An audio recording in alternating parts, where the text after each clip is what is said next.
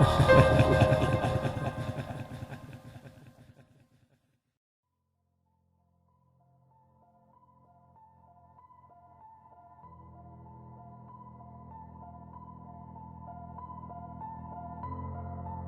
want to tell you a story. This story is very personal to me and my family, and I believe it is time to share it. Come to think of it, the word story doesn't quite fit with what I am about to tell you, since this actually happened. So let's just call it a tragedy. My family has not been the same since. Honestly, it tore us all apart. My father drank himself to death 6 years back, and my mother has become a shut-in. She hardly speaks or interacts with anyone anymore. My older sister Sarah moved away, probably thinking she could outrun reality. My name is William, and I am 27 years old. I had a twin brother named Oliver, and if you were a twin yourself, you know the special bond that goes along with it. But what I hope you never have to endure is the feeling of that bond being severed.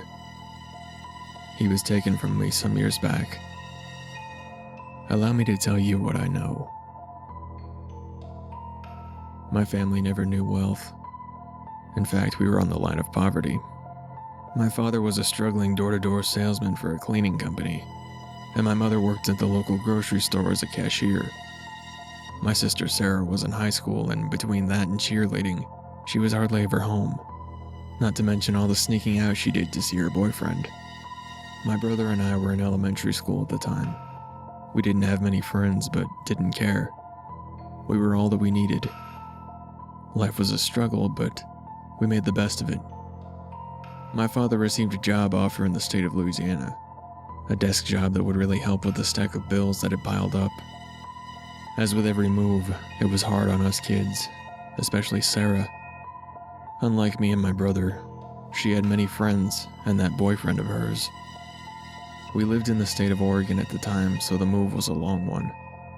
The drive was never ending, and due to the lack of money, we had to sleep in the car several times instead of hotel rooms. When we finally arrived at our new home, excitement flooded over us. It was slightly bigger than our last home, and was much newer. A definite upgrade. This new chapter in our life was looking bright. For once, we had a light at the end of the tunnel. But that light faded.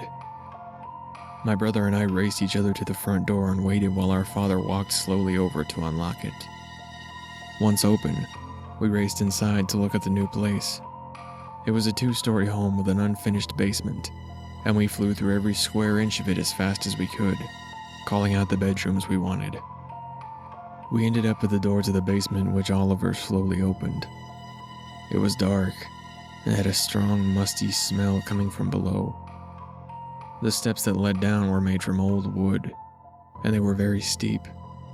It was impossible to tell how far the descent was because of how dark it was. Only a few steps were visible. We both stood there peering down into the darkness. Finally, I dared him to go down and investigate, to which he immediately objected. I felt around on the wall, which was cold to the touch, until I found the light switch. A very dim light became visible halfway down the stairs, barely illuminating the remaining steps.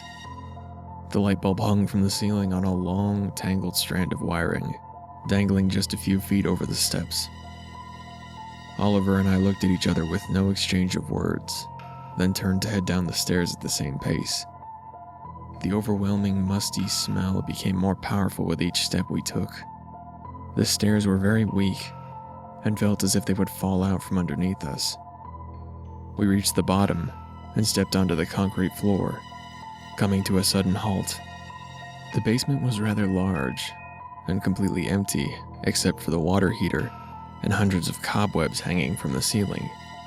The light bulb wasn't bright enough to illuminate the entire room, blanketing the corners in darkness. My brother was especially scared of the dark, and I could tell from his energy that he wanted nothing more than to run up the stairs. I can't lie and say that I wasn't scared, because I was. We both jumped as the sound of our mother's voice called down to us, asking us to come up and help. Neither of us were going to argue. We both turned to leave but stopped dead in our tracks From behind us came a whisper, clear as day. It said, "Oliver." We looked at each other, and I saw the color disappear from my brother's face. We both leapt up the stairs without looking back, skipping a step or two, trying not to fall down. Once we made it all the way up, I hit the light switch and slammed the door. We vowed never to go down there again for as long as we lived. Unfortunately, that wasn't up to us. Months had passed as we settled into the home. Oliver and I hadn't even attempted to look into the basement, let alone go back down there. My father had used that space for storage but never said anything about voices.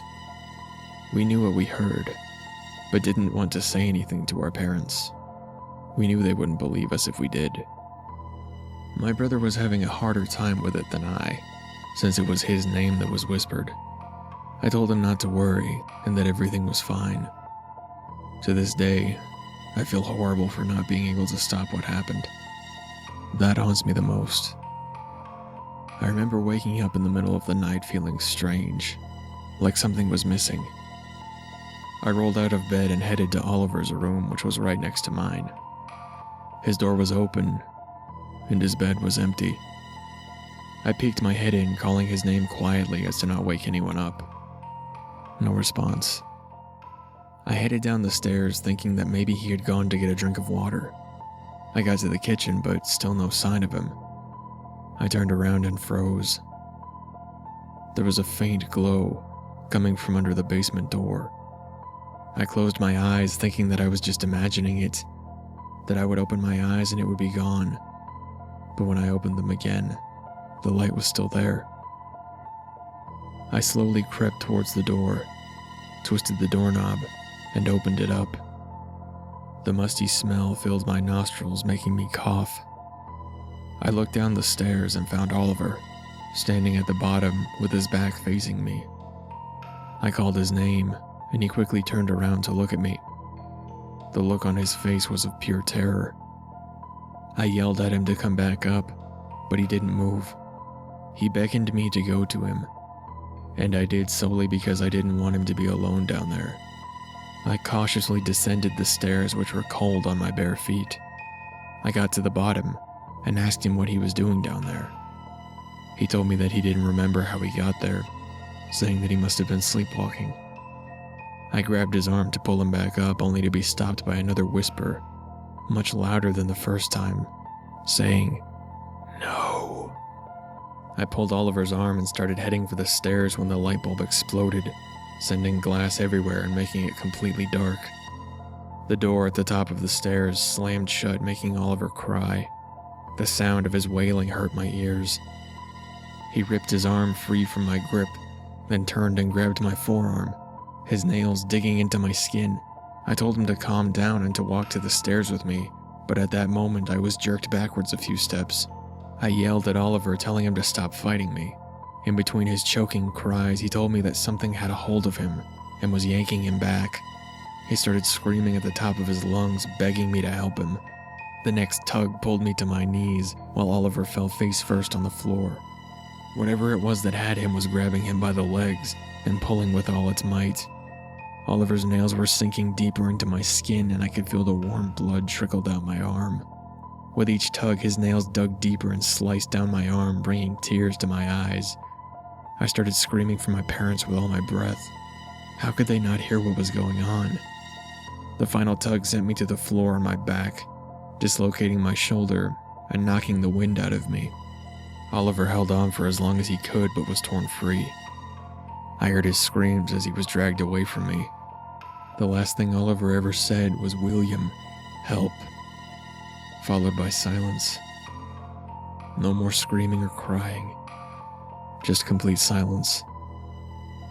I ran as fast as I could up the stairs, slicing the bottom of my feet on the shattered bulb, then up the second flight to my parents' room. They were both sound asleep as if nothing had happened. I shook them awake, trying to stop myself from crying so that I could tell them what happened. My mother noticed the claw marks and blood covering my arm and asked what had happened.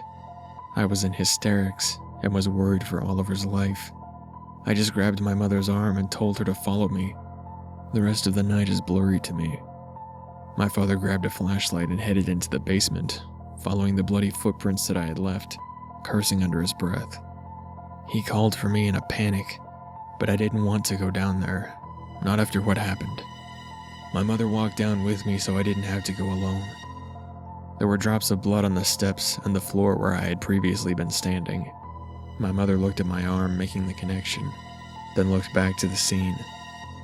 Leading away from where Oliver and I had been standing were long, thin streaks of blood from where Oliver had clawed at the ground in an attempt to save his life, his fingernails scattered on the floor next to the bloody trails.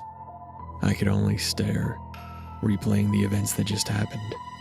My parents hoarded me with questions. What happened? Where did Oliver go? Were you fighting? My father followed the trail with the flashlight, and to our surprise, it ended right at the wall. He pointed the flashlight around the rest of the room, not seeing any other signs of blood. Oliver was gone. My parents called the police, and they arrived quickly.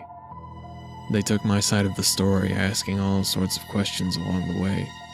They asked if I had hurt him, and where the scratches on my arm came from. I became angry at the questioning. It wasn't me. Why the hell would I do this to him? I refused to answer any more questions. I had already told them what I saw. The weeks following were full of search parties, starting with our area, then branched out to the entire state. Missing persons signs and posters hung on every street corner with my brother's face on them. He was never found, even to this day, and as I discussed earlier, our family diminished. We sold the house a year later and moved to a much smaller house on the other end of the state. The years following that were hell. I've never returned to that house. I don't dare relive that horror. The scar on my arm is still there, a constant reminder of what happened that night. I find myself running my fingers along the scarring every so often, thinking of where he might be. I know this sounds crazy, but wherever he is, he's alive, and he's in pain. I can feel it.